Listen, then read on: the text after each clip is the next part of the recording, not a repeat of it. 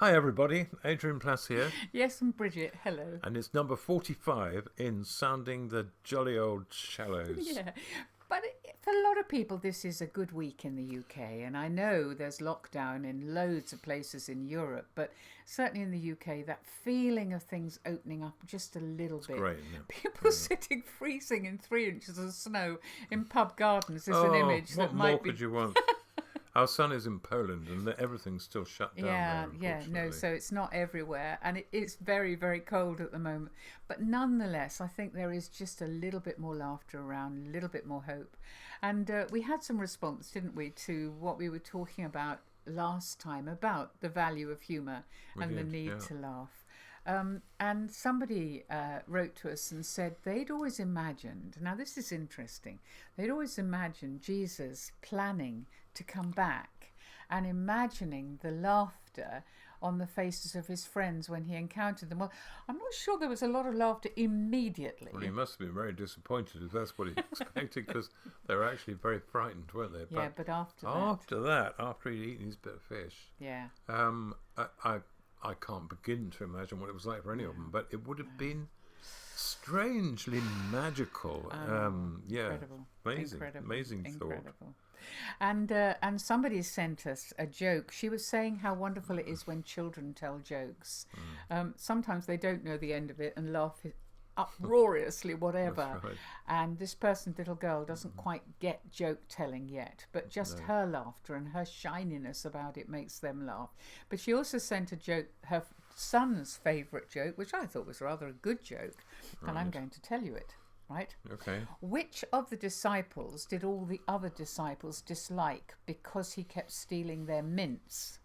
All right. Which of the disciples did the other disciples dislike most because he kept stealing their mints? It was Matthew, because he was a Tic Tac collector. Now you laugh, Right. come on. I know it is. Very, very funny joke. Was it Tic Tac's collector? Tic Tacs. Yes, those little tiny mints. Yes, no, I do get it. Right. Our son, do you Yeah. remember when he was little, had a favourite joke? And Oh, he what I did, love yes, about yeah. children's jokes is they don't tell them once. No, they see no point because they provoke laughter, and that's Every a time. nice feeling. David's joke was, I can remember it word for word, unsurprisingly. There's a man in prison, and he wants to escape, so he digs a hole in his cell, and then he digs a tunnel, and he goes along the tunnel, and he comes up in the high street, and he's so overjoyed escaping that he says, I'm free, I'm free. And a little boy walking past says, that's nothing, I'm 4. Yeah. And of course, we heard it probably 100 times. Because he was just 4. Yeah, So he was therefore just felt it was 4, his yeah, joke. yeah. But I remember the joy of his face and the enjoyment of laughing at that. I love the jokes by small children where they made no sense at all. Exactly. They say something like there was a table and it fell on the floor, and you'd laugh because they'd understood that you had to have a certain tone, but you didn't quite understand Yeah. there had to be a beginning, a middle, and I an have a end. feeling that quite a lot of what we do might make God laugh in the same way, really, because Maybe, we must yeah. come over pretty small sometimes. But I don't know, whether it's just the smell of spring in the air once the snow goes or whatever it is. But there is just a little bit of hope. Certainly in the UK, more and more people are being vaccinated and there's a looking forward. And you wrote something, didn't you? That, Well, this week we did a thing, but we did a sort of conference with Scargill, didn't we? And yeah, we online. used this, and this is an old tune with new words, and it's just an attempt to reflect some of how things have gone and are going, which goes like this. Life with no handshakes, no hugging or kissing, searching my dreams for a face that is missing, yearning and fear when the telephone rings. These are a few of our less hopeful things. Masks in the high street and 2 meters spacing, silent exchange of the threat we are facing. Hush like a choir when no longer sings. These are a few of our less hopeful things. Vaccine researchers, pure joy on their faces. Springtime awaking in people and places, laughter on Sundays and children on swings. These are a few of our more hopeful things. When the news bites, when the fear stings, when we're feeling sad, we try to remember our more hopeful things, and then we don't feel quite so bad. And there are still stings of fear, aren't there? I think those words are amazing, Adrian, because it's like a sudden sting that just when you're feeling a bit more relaxed, it's as though something happens on the news and it gets you. But there's no doubt we are on the long road to freedom. And I was thinking this morning about Mandela and about the fact that, you know, we've been through this long lockdown, we've been through this difficult time, and it's easy to think that freedom starts now, the long road to freedom. We're just on it, this road map towards freedom. But actually for Mandela, and I think for many other people, it began a long time before. In fact, it began very soon after he was imprisoned, that he made decisions that would set him free within himself. One of the things I know was forgiving the warders when they were cruel to them, and being respectful, and teaching other people, other prisoners, to do the same. And so by the time the real road to freedom, the one we think about when he came out of prison, happened, he was in a place where he could withstand a lot of pressure to do things that would have prolonged the problems, because he'd been working on it. It was amazing, wasn't it? Standing outside his cell on Robben Island, and seeing how small it was. We went there. And we went there, and imagining the intense concentration with which he must have set about the task that was before him. And we've been thinking, you said we've just done this conference. It's a very big word, a conference, but we've done this online lovely thing with people. Well, they were lovely. And we talked quite a lot about this period where we've been kind of decluttering. Because we've had the time to finally look at things that maybe needed throwing out.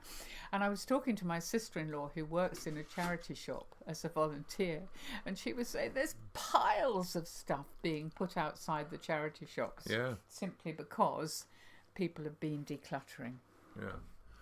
I think we might have said the other day, I can't remember, but the past has kind of come crunching up behind us, hasn't it? And it breaks in pieces, and you see all sorts of things that perhaps you'd forgotten about, negative things, very positive things.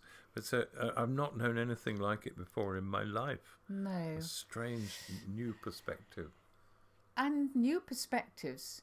You know, we are seeing some very interesting things at the moment. I mean, obviously the focus in the UK has been very much on the Duke of Edinburgh, hasn't it, over the last week, and a remarkable number of stories that go against the stereotypical image of him. It's been odd, hasn't it? Because the grumpy old git sort of image makes gaffes constantly all the time. That's not what people who knew him remember, is it? It is interesting, No, one of the things that I loved was the stories of how he noticed people and took them seriously.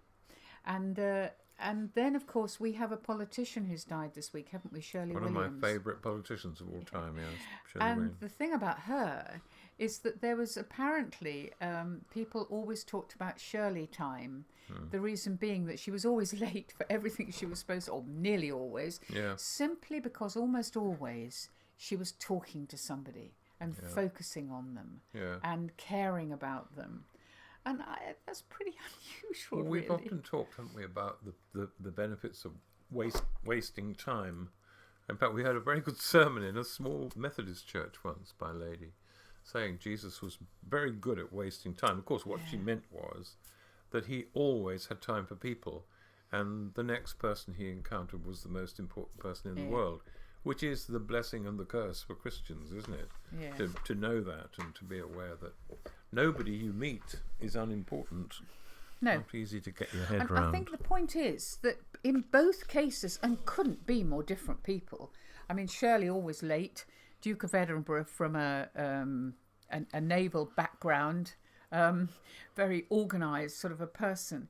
But yeah, both of them, they didn't put on a politician's glasses or a royal glasses, actually, which was what made them unusual. Yeah. And yet there are dangers, aren't there, when we kind of feel as Christians, as soon as we meet somebody or meet a situation, we need to put on these rather odd spiritual glasses and just see.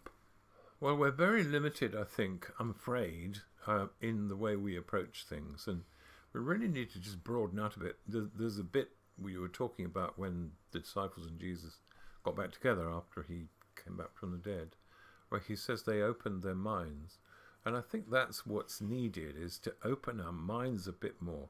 And that's not talking about being liberal, it's about opening your mind. We've also just done a very silly sketch, haven't we? Which is based on something that happened, and we'll tell you about that when we've read it to you. Yeah, you have to imagine, and we have only read this once this morning, so we're reading it the second time to today, and you have to imagine we're on the phone, which obviously you can't see. Bridget is someone from the church who is ringing up somebody else who is in her church. Oh, hello, is that Ted? Ted here, yep, who's that? It's Rachel. Rachel Bellbrook. Hi, Ted. Oh, hi, Rachel, yes. What can I do for you? I'm actually a bit busy at the moment. I'm going to... Ted, can I speak to you as a friend? As a spiritual sister? I don't know, Rachel. Can you? Have a go. See if you can. That's very good, Ted. Very good. Yeah. Well, seriously, I just rang on the off chance to have a friendly chat, see how you are, see how you're getting along, catch up on the old news, find out how the cookie's crumbling at your end of the packet, that sort of thing. You know, no special reason for calling at all. Just a friendly call. Oh, right. Okay, fine. So, how are you, Ted? I'm fine, Rachel. I'm fine. I really am. Thanks. Oh, yep. Good. And your wife's okay? Fine, yep. Kids? Yeah, kids fine. Work? Work's fine, yeah. Oh, and the car? The car's going all right, is it? Bike, actually. Had to sell the car when I found that Oh, right. Well, the bike's going okay, is it? Oh, yeah. Pedalling along nicely, thank you. Good. And any golf recently? I mean, the little bird tells me you haven't been up to the club for a while. Yeah, well, I can't afford it, Rachel. Not since I lost Surviving without it, eh? Yes, I am. Fine. Good. Yeah. Surviving without the golf. So, generally speaking, you're... Fine, I'm fine, Rachel. Generally speaking, I am seriously, honestly, just fine. Good. Well, that's great. That's wonderful. That's marvellous. It's fine. Was that all, Rachel? Because I really... Saw you in church on Sunday, Ted. I saw you too, Rachel. Did you? Oh, yes, good. So we were both there then. Looks like it, Rachel. Yeah. Yeah, I didn't see you up at the old communion rail though, Ted. No sign of you kneeling up at the communal rail to take communion. No bread and wine for you this Sunday then. That's right, Rachel. That's right. I didn't. No. Nor the Sunday before that, I seem to recall. Nope. Nor the Sunday before that. Nor the Sunday before that, if you must know, Rachel. Yeah. Ted, if you're having trouble at home, I'm sure it can be sorted out. I'm more than happy to come and talk it through with you. Are you getting angry with the wife or having evil thoughts? Maybe not pulling your weight in the home? Adultery? Shouting at the kids? Some little private sin? Rachel, it's not to There's do no with any of the... reason, Ted, why you shouldn't kneel at the communion rail, just like anybody else. If you've got time, I've got the ministry. Though I say it myself, I do have a bit of a special gift when it comes to leading lost brothers and sisters through confession to repentance. So speak up, Ted. You can't shock me. What is it? Covetousness, theft, been dabbling in the occult? Goodness Drink, sake. drugs, unbelief. Come on, Ted. What is it that's preventing you from kneeling at that rail? Are you cheating on tax or spirit of criticism? What's keeping you in your seat on Sunday mornings? Is it greed, spiritual pride, Oh, idolatry? don't be ridiculous. It's just a Ted, we're just in the same Christian family. different planet, but same. Do we trust Christian. each other? Yes, Is but there anything you'd keep from me, Ted? no, not really. But So on this- what's the problem, bro? Don't Open ever up and call me bro. look. Just open up and share the problem, Ted. I've watched you every Sunday looking troubled when it comes to time for communion, and I just know, my dear brother, that something is preventing you from walking down the centre aisle and kneeling to receive a blessing. And I feel led to counsel you now that the time has come to reveal any secret sin and find freedom. Look, I haven't got a secret sin. Chance would be a fine thing. It's Now, just Ted, now is the time for courage. Just gird your loins do what I and like with my loins. make that decision to unburden yourself, Ted. He will not strive forever, and this is the acceptable day. Why, Ted, can't you kneel at the communion rail? Look, actually, it's none of your business. Tell me, Ted, why you cannot kneel at that communion rail. Because I've got holes in my shoes. Yeah, it was based on truth. It was based on a time, wasn't it, Adrian, when we visited my parents before we were married, and my father was already struggling with the idea of this rather long-haired young man who didn't seem to have any ambition whatsoever, and who was not very good at sorting out things like sorting out holes in his shoes or whatever else. And we had this ridiculous code. We can't quite remember what it was, can we? It was something to do with touching your nose or something like that. I don't know. But anyway, What was the code? Oh, so when you can't did that, remember. I would know I got to. No, you got to put put my your feet shoes flat back on. down Oh, on the floor. Right. But I don't think it's a bad image of the fact that sometimes we go crashing in with the thought that it's some spiritual or some deep problem, and actually what somebody needs is for you to understand that they're maybe struggling financially, or they're not very well, or some other thing, Or just fed up. or just fed up. Absolutely, Yeah. absolutely. You see this a lot in the context of what people call formal Christian ministry. That, and I know doctors say in surgeries, you have to wait sometimes to find out what is actually happening to people, and it's really clumping people unnecessarily negatively to start going through a little list of things that it might be, certainly in terms of faith, because often a thing of faith is a thing of life. And it's hard for people to get those things out. And it comes back, sometimes. doesn't it, to what we can learn from Jesus wasting time. Because, when you think about the woman from Samaria, I mean, he just sat around, didn't he? And then, once she'd gone back to the village to tell everyone about this extraordinary person who understood everything that had happened to her, and had given and offered her new life, he then hung around for another 3 days, and he was probably going somewhere. Yeah. But that wasn't the most important thing. And that's what it feels like about Shirley Williams. And even the Duke of Edinburgh, known as being very terse and very... There was a story I loved, Adrian, about him, and I saw it in one of these things, about him walking down through a very crowded path, and the Queen is on one side receiving flowers and talking to people. He's on the other side, and every time he saw a small child who'd got flowers, a little bunch of flowers for the Queen, he just lifted the child over the rail so the child could take their flowers to the Queen. And that felt to me like something very special, really. Yeah, and so it's interesting, the thing about Jesus and the woman from Samaria. Actually, he was halfway on a journey, wasn't he? He was tired, Yes. sat down, managed to dispense the disciples for 2 minutes, and there was a job to be done. Yeah. And that's sometimes what happens to us. Yeah. And, and we don't know what's going to happen. Yeah. No, we don't. I mean, we're told, we talk about freedom, and, we can trot out the words, the truth will set you free. But sometimes we're not necessarily open to hearing the truth about somebody else, are we? I think there's a line in this poem we're going to finish with which speaks about that. which includes the words none will beckon and none repel.